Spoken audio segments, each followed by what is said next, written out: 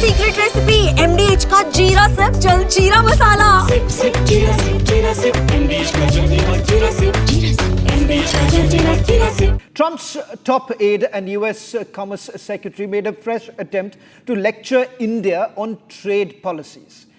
US claimed that India needs to be fixed and stop harming US interests. Now, this amid the trade talks, tensions and the H-1B threat.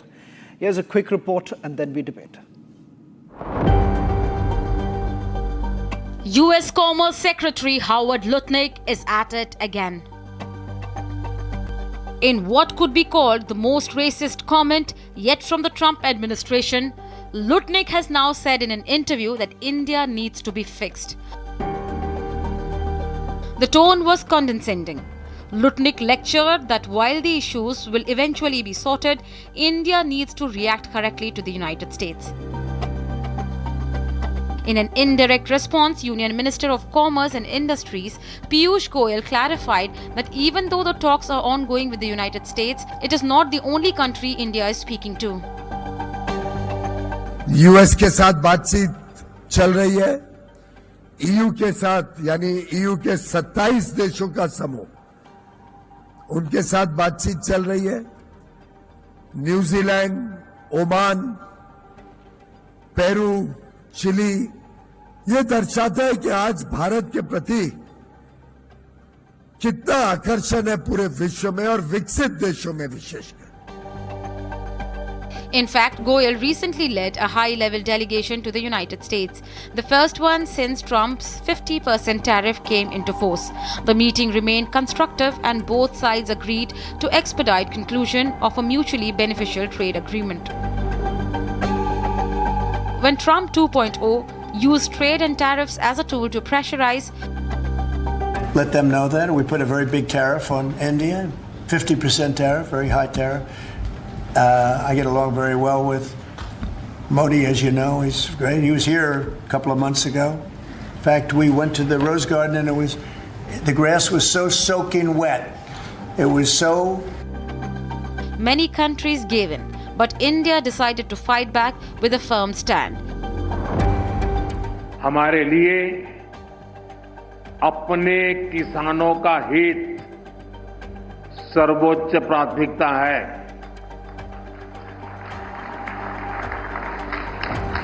Bharat अपने किसानों के, पशुपालकों के और मछुआरे भाई बहनों के हितों के साथ कभी भी समझौता नहीं करेगा।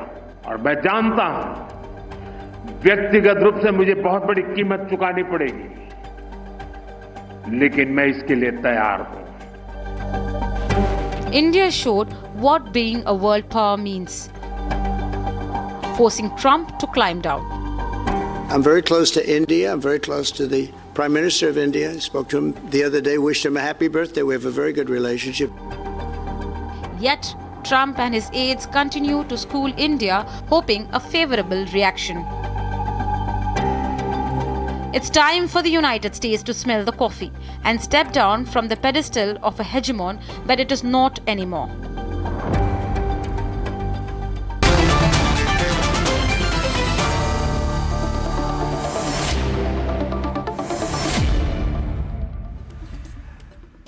David, I want to start by asking you that $2,400 per year that an American household would actually be spending, that's more than what they were spending earlier because of the tariffs that are being imposed. And this is a research that has been done by the Yale University. Who exactly needs to be fixed, America or India at this point in time? Right, so straight off the bat, that's incredibly misleading. An incredibly misleading statement for all of your viewers. So let's. I'm not saying. I'm just quoting. I'm quoting the research that has been done by the Budget Lab at Yale University. If I can respond to that, right? So India needs to be fixed. That means. So what does that actually mean? Okay. So that means that the current trade that we have with India and the current tariffs and the current trade tariffs India has against the United States needs to be renegotiated, okay, and fixed, right? And that is what the great ally of the United States, India, is doing at the moment. We are currently fixing and resolving tariffs. We are currently fixing and resolving trade. When it comes to America, it's all about fair trade. So the American Fair Trade Initiative is growing. India is one of the parties, is one of the counterparties we're currently negotiating with. So that's what's happening. Saurabh Shukla, how exactly is this fair? David says that this is an attempt that is being made to rationalize it. Is it really fair? What we have essentially seen over the last couple of months, the reason why India has been arguing is that we are not opening up our markets when it comes to agriculture. And fair enough, you've heard what the Prime Minister had to say as to why exactly this will be protected. How exactly is it fair? Shawan, I'm here in Washington, D.C., and I'll give you the view that is here in the White House and what's the general view here.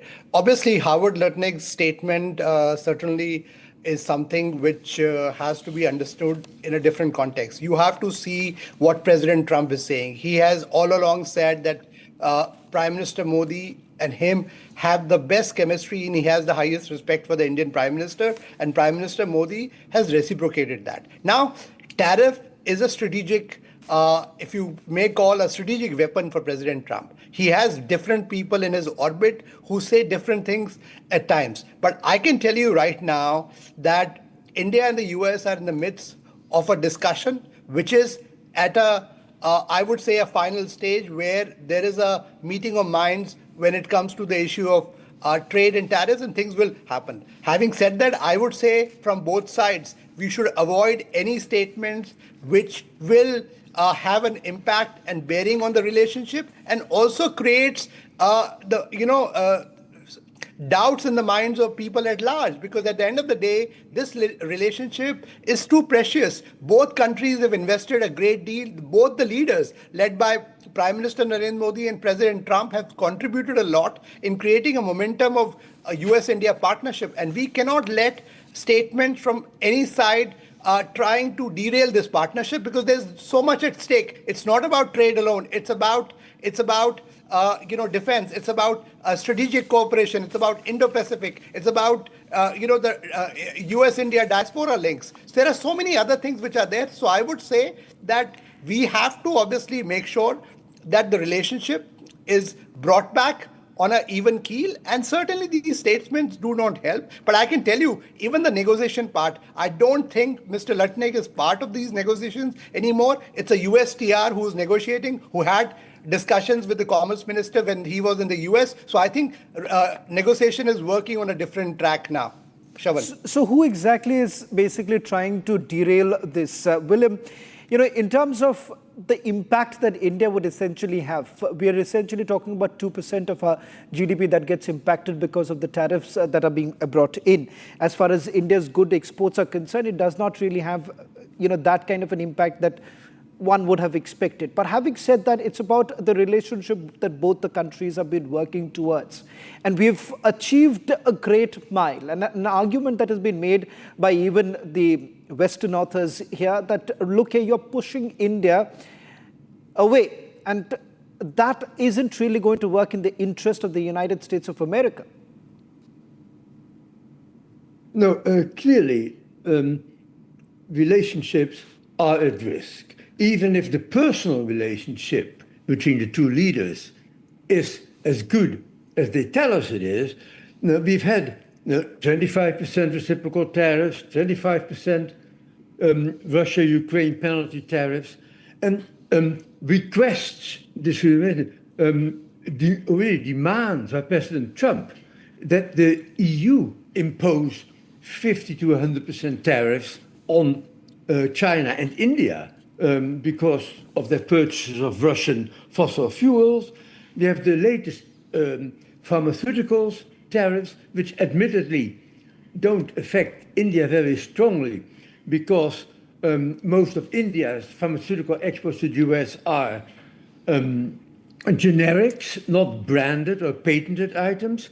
But we also should not forget that we had the H-1B visa restrictions imposed. $100,000 cost to a rupee employer for a H-1B visa, 70% or more of which have in recent years been held by Indian, mostly technically trained people. So again, these are things that hurt India, but also hurt the US. They all need to be addressed.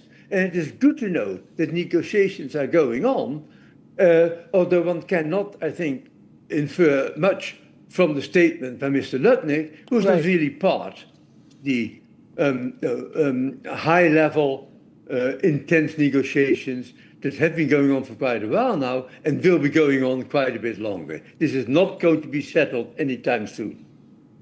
Professor Nalapat, I want to bring you in. If you really look at the tariff spree that President Trump has been on and the impact that it has had on the Americans, what they say, the argument that was made by President Trump was to basically rationalize it, be it much more equitable. But it seems to have been getting a reverse impact right now in America. Do you believe that this is sustainable to begin with? Let me say that I joined those who argue that there should be a strong India-US relationship. And if you look back at my writings, that view goes back several decades. Having said that, I'd like to point out that what Commerce Secretary Lutnick has said, I mean, he's basically, in effect, I don't know what his intentions were, to drive a wedge between the US and the most populous democracy in the world, India, which is also a very strongly developing market. And it's now, by PPP terms, number 3. And it's a very important market for every country, including the US. And Brazil, by far the largest country in South America. Now, I mean, to be frank with you, I can't understand this kind of burst of rhetoric. But of course, I mean, if you look back at the history of Commerce Secretary Lutnick, he was a lobbyist. He was a very well paid, with a great title, but essentially he was lobbying for certain vested interests.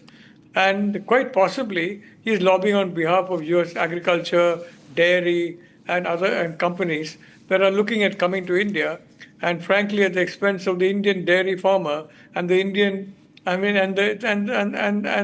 the agricultural sector. We are talking of the lives of hundreds of millions of people.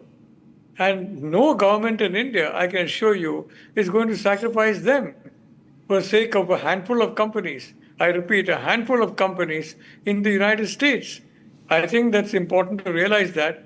And the second point I'd like to say, I am rather confused for a simple reason that the only country that is really benefiting from this storm between India and the US is China.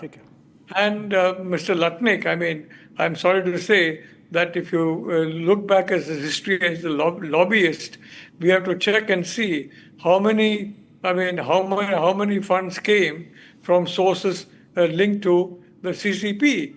Because what he is saying is basically meant to drive a wedge between India and the US. And that makes no sense, except that it suits the interests of China. So, I mean, I'm frankly, I would like to say that, I think it's important. I mean, there has been some check at the FBI. I think there needs to be a recheck of that and check if any of the funds with which Mr. Lutnick has been associated has a direct or indirect relationship with the People's Republic of China. The tens of billions of dollars, possibly nearing 100, are spent annually in the US. Gentlemen, I'm on sorry. lobbying. Gentlemen, I'm sorry I have to interrupt you here because I'm getting in some more breaking news now coming in. There is a breaking development taking place in Jammu and Kashmir. I'm sorry to interrupt you all. We've just got a breaking news that suspected explosion that has taken place on Draba Road in Surankot area of Punj district. In fact, forces have been rushed to the spot as well as FSL teams have been called in. We do not know what's the nature of the explosion at this point in time and whether at all any security checkposts have essentially been targeted or not. My colleague Goswami joining us on this broadcast. Goswami, what's the latest? See, Shawan, what we are getting to know that it is inside an army installation that was there, that an explosion has taken place. Soon after getting the information, the senior army officers from the nearby area, as well as the FSL teams and the senior officials of Punch police, they have now reached the spot, and the nature of the blast is being ascertained. We are Could told you help that us understand, Goswami, if you could just explain the area where this explosion has taken place? See, Shawan, this is in the Surankot area. Though this area has a past precedence that there was a multiple terror-linked activities there, but when this comes to this specific incident, it was the Rashtriya Rifles of the Indian Army that was deployed there, and it was their installation only where the explosion has taken place. We are hearing some more information that is yet to be ascertained, but for now, what we got to know from the officials... Is this inside an army installation or is it outside? Any specific details are you getting it? Shawan, after speaking to the officials in the Indian Army, it is inside the army installation that an explosion has taken place, and now it is being ascertained that what kind of explosion it was. In terms of casualties, is there any update that you're getting in from the J&K police? Have they been able to ascertain whether at all there was security personnel present where the explosion took place?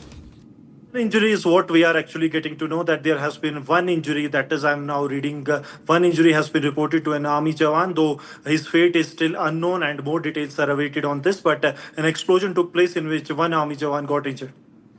Well, just let me quickly recap of what we know so far. I'll request you, Goswami, to stay with me as I take our viewers through the details coming in. Roughly around 8:45 this evening is when my colleague Goswami got the information that an explosion has been reported from Draba Road in Surankot area.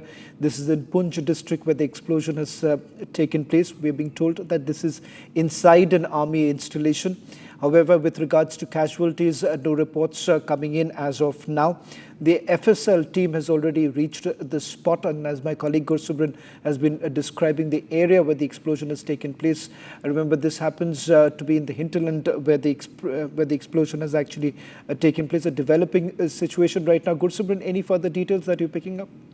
No, Shawan, only this detail that I managed to get from the police, what Indian Army is saying, that they will be coming out with a statement shortly. They are saying they are ascertaining the reason that what led to this explosion. Because what has happened that this was during the evening hours. It was post the training when these troops undergo training. It was after that. So there was no chance that it was during training it has happened. And only one Jawan was present at the place where this explosion was reported, because it was a loud bang that was heard, and then additional troops rushed to the spot. Well, thank you very much, Goswami, for getting us the latest details. The developing situation, will be keeping a close track. Sorry, we had to cut out of the debate of the developing situation taking place in Jammu and Kashmir. Well, that's all that we could pack in this edition. Coming up at 9 p.m, the political blame game after the stampede that's taken place in Kashmir. Is there a tacit understanding between Vijay and the other political parties as support pours in for Vijay? Well, questions being raised as to what was the state government really doing. All this on the other side with my colleague Niranjan and Abhishek.